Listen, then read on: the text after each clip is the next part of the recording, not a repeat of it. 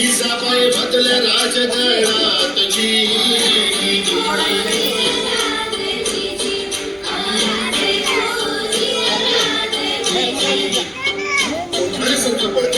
मुलांच्या हाती असणं बरं नाही ही आपली अस्मिता आहे. प्रणाम केला मातेला, प्रणाम केला मातेला, आमंत्रण दिलं सर्वांना, सर्व मावळे लागले कामाला, शेलार मामा होते संगतीला. एवढ्यात तानाजी मालुसरेकडून रायबाच्या लग्नाचं निमंत्रण करून एकूण महाराजांकडे आले आणि तेव्हा परतीचा निरोप पठविला तानाजीला, तुम्ही लगा लगीन करायला, आम्ही सतो बघायला ठायला.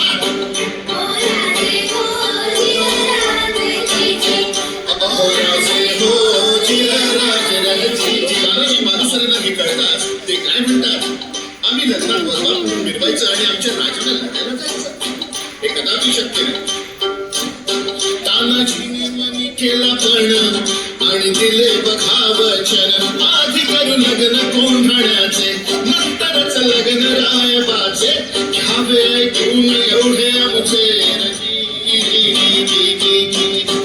प्रणाम केला राजाला,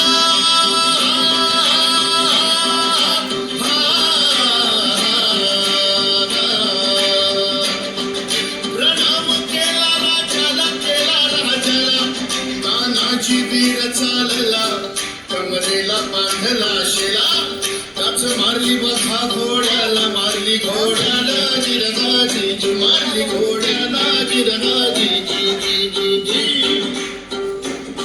कोंढाण्याचे उंच शिखर,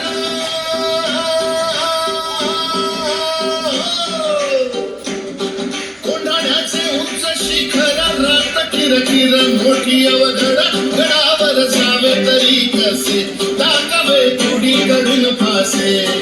आणि एवढ्यात तानाजीने आपल्या पेटाऱ्यातून घोरपड बाहेर काढली. त्या घोरपडीचं नाव काय माहितीये? यशवंती.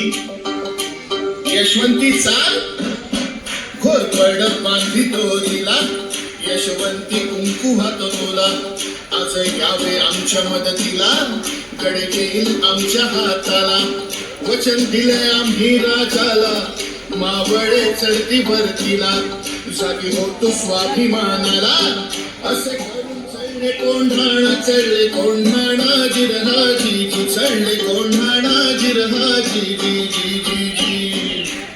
त्यावेळी कोंढाण्याचा किल्लेदार होता उदयभान नावाचा एक राजपूत.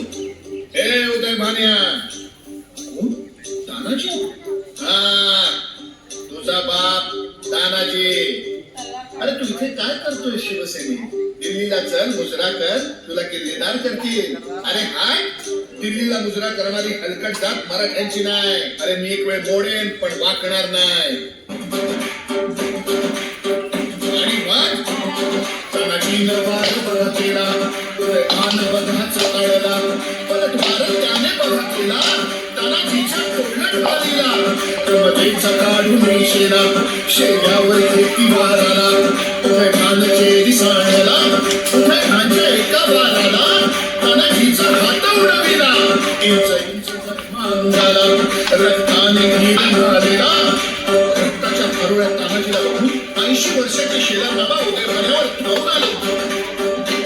मामांनी मारलं उठाणाला, घाम केला बहाराला, रक्त लागले मोठे तलवारीला, छातीवर मामा बसलेला, दाताली फोडला लढीला, सपासप गलती बाराला, उभं जिरलं उदयभान्याला, उदयभान्याला गिरहाजी, उदयभान्याला गिरहाजी, उदयभान्याला गिरहाजी.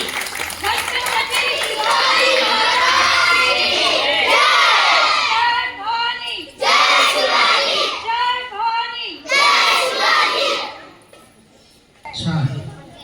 जिथं आहात तिथंच बसा, माझ्याकडे तोड करा.